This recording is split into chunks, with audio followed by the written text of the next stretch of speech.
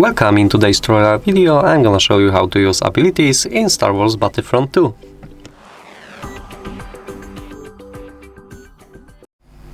So as you can see, there is a lot of possibilities of taking the champions.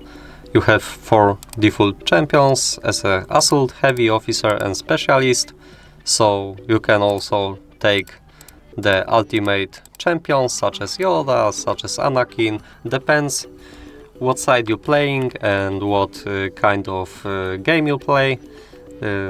I'm gonna go for heavy. So I'm gonna get into the battlefield.